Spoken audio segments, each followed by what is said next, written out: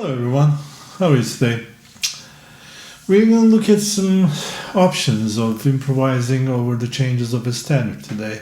And a couple of weeks ago we did a topic about how to learn a standard, and some of the info we're going to use here is going to depend on the info that we learned back there. So if you think you might have missed something, and you can check that out over here on this link. And after looking at it, you might want to come back here. All right. So the subject today is going to be about learning all the options of improvising, really studying the changes of a standard and what kind of options you have, and try to study them beforehand so you're ready. I mean, they're like basically tools of emotional expression. And if you have your pocket full of tools, you might want to use the right tool to express your feelings, okay? Actually, this is not really a conscious subject, but on the bandstand, if the music is really happening that night, the feeling you will get is you're just an instrument of some other force. You're just, whatever you do, it feels like you're not really playing, but something is playing through you. And that's your mind, actually. And so to get to that, you have to be really ready. When we're speaking, we're improvising, right? But if we're well schooled, if we know about literature, poetry, we might sound a bit more polished. And let's say you want to learn about English literature, right? You have to study Shakespeare. I mean, can you say you're an expert about English literature without knowing about Shakespeare? And the same thing in jazz. You have to know about the foundation, like starting point. Louis Armstrong, Charlie Parker, Big Revolution, and whatever comes after that, all those Miles bands. So once you know about these and fill your ear with these phrases, after you study the chord changes of a standard, you might want to transcribe a little bit of the history, and then you might want to write some stuff. And if you always play phrases that has been worked out before, it might sound too polished or too sterile, and at some point it may be even a debate topic. Is that really improvising anymore? And the truth to be told, where do you pass that line? I don't know. I mean, but it's still improvising. I mean, if you learn all those nice words, and when you're talking, are you really not improvising? And in a playing band situation, there are other elements there too. I mean, somebody can ask you a question musically, or force you to go somewhere. Not force, maybe suggest to go somewhere, and then you have to respond to it.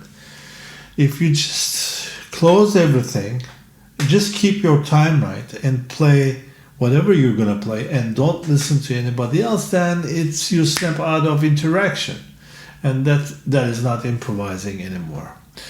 Unless you're playing solo, then it's a different story. But at least in a minimalist trio situation, you have a bass player and you're a drummer, and sometimes they suggest stuff. They might want to pedal on the dominant chord of a tonal center to build up tension. We're going to see about that. And you might want to start something that's tension. And then they might respond with a pedal tone, and drummer starts to play differently, and then it's like coming together and opening up once you get to the swing, tension releases, and then you blow over the changes, everything changes. I mean, this kind of band improvisation is really the key. I mean, and Beloved's trio was famous for that. I mean, some people even say they started it, like band improvisation with Scott LaFaro and Bill Evans and Paul Motian. I don't know the jazz history all that well to exactly know who started it. Maybe sometimes they don't even know. I'm not gonna get into that. But I know that they did a great job doing that. So you have to be open what's coming at you, and you have to have the right tools, right phrasing library to respond to it. Okay? And Sonny Rollins once said, cliches help you start the machine going. And once you're in the zone, then who knows what you're going to play. But cliches help you. So what are the cliches? It's what happened before you, and that has been played a lot, and they became a cliche. And learning those help you to learn the language of bebop. And of course, you don't want to just be playing that. You want to be, you want to have a say in the revolutionary stuff. You want to come up with your own ideas and put them in. Okay, all right. So enough of this talk. Let's look at this Autumn Leaves. Okay, it has a 2A and a long B section, and first. Let's try to take a look at the first 8 bars, okay? And first 8 bars, let's see if we can do something with just chord tones, chromatic approach, and scale tones, something really simple, okay?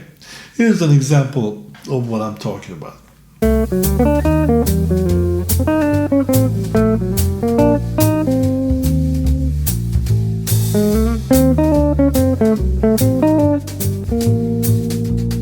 Okay, great.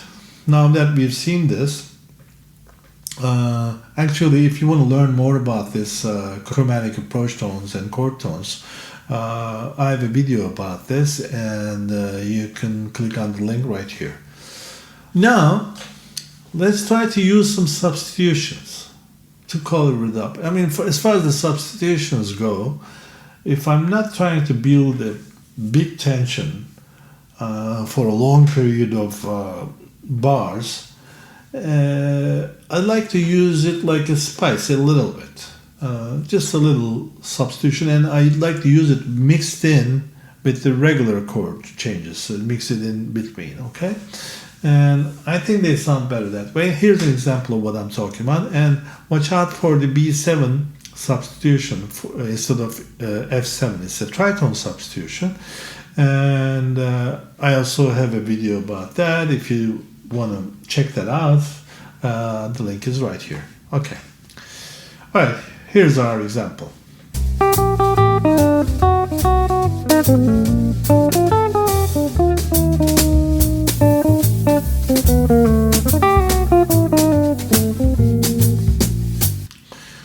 Okay, as you can see, you can tell immediately the substitution part sounds odd, but the rest is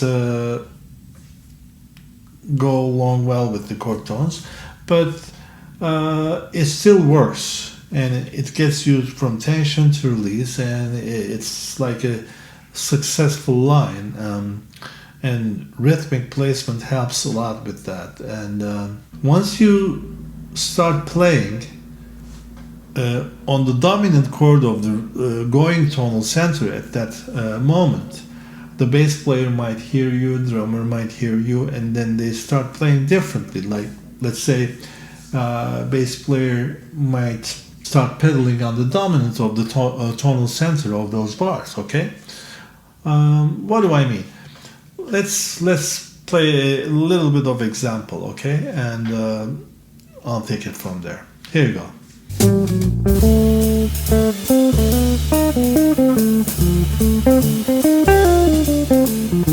Great. As you can see over here, the tonal center is about G minor for 4 bars. So the bass player actually is something I programmed with MIDI, not the real bass player over here, what you're hearing. But it's pedaling on the D pedal, okay? And let's go on a little bit more, okay? The second 4 bar of the Bridge of Autumn Leaves.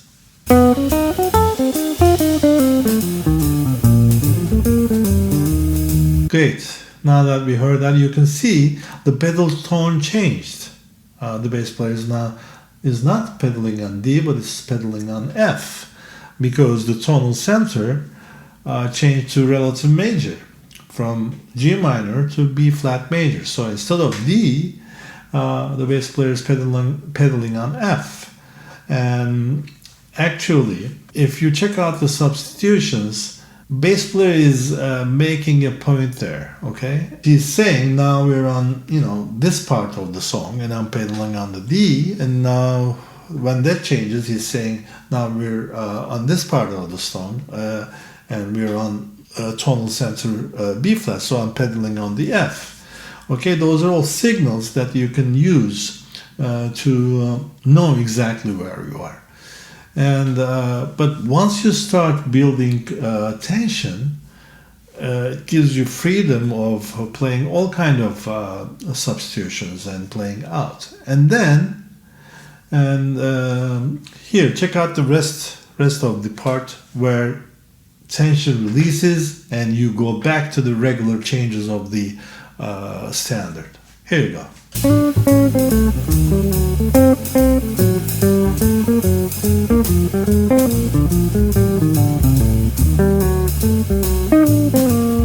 Okay, now let's start hearing all of the B section together.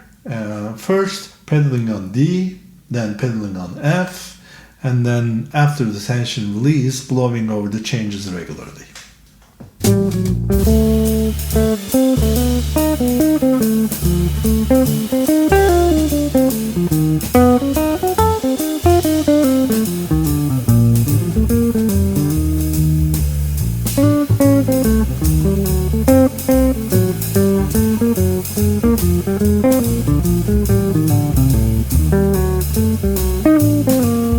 Great. Now that we know all of these, how they function inside the standard, I mean, you might want to practice these, okay? What do I mean by practicing? I mean, check out the substitution examples videos that I pointed out, and all those, try to master all those for that standard. I mean, if you're really learning a standard, first learn to play over chord changes with chord tones and approach tones, then try the modal approach, and then try to create tension by playing of the tonal center's dominance chord, okay? And that's a common technique, and I've seen this by many famous players doing that live. I mean, I've seen Mike Stern do it once.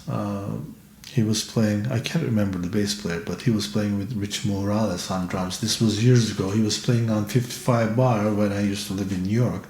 I went there and checked him out, and they did that. And then they did that as an intro too, like pedaling on the dominant. And the band just kept pedaling on the dominant, playing over the dominant of the tonal center of the standard until Mike Stern started with the melody, and then resolution came. So that's a common technique, okay? So that's it for this week, and I hope we learned something new this week, and have a great week.